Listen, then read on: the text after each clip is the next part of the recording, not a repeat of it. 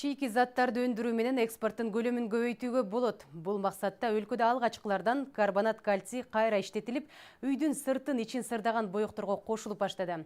Химиялык зат нарындагы доломит ташынан өндүрүлүүдө. Кабарчыбыз Салабат Эркетаева темага кенен токтолот. Үйдүн сыртын жана тышын сырдаган боекторду чыгарууда жергиликтүү ишкерлер тиешелүү заттарды чет өлкөдөн алып келишчү. Негизги компоненти болуп саналган карбонат кальцийдин килограммы 12 сомду түзүп, ал Ирандан алып келинген. Бул багытта иш алып барган ишкана өлкөдө курамында карбонат кальцийи бар доломит ташын өндүрүп баштады. Эми өлкөдө ушул кальций карбонат өндүрүлө баштады. Ал үчүн нарындан килограммы 3 сомдон мындай доломит таштары алып келинип жатат. Булар майдаланып, кайра иштетилип сатка чыгарылууда. Ал үчүн ушул Кыргыз Орус өнүктүрүү фондунан $650 000 насыяга алынган. Жаңы элек айтып өткөн доломит ташы майдаланган соң мына мондай өндүрүлүп, майдаланып күнүнө 30 килограммдан сатка чыгууда.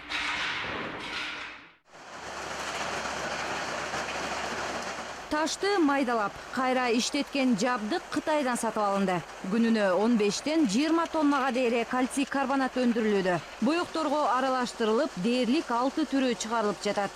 Сапаты жагынан чет өлкөлөрдөн кем эмес. Карбонат кальцийден краска жасап көрдүк да. Көрүп, анан лабораториядан бүт барын өттүк. Сапаты жагынан, актыгы жагынан, белизина деп коет, ошол белизина жагынан, калган параметр жагынан биздин чыгарган карбонат кальцийбиз ошол Ирандан ташыгандан да жакшы болуп чыкты да.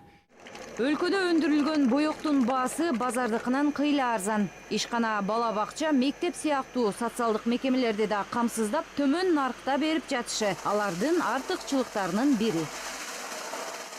Баага тийген жокпуз, элдер көтөрүп атат, биз тийбей эле кармап турабыз. Мына 1 жылдан бери биз баага тийген жокпуз.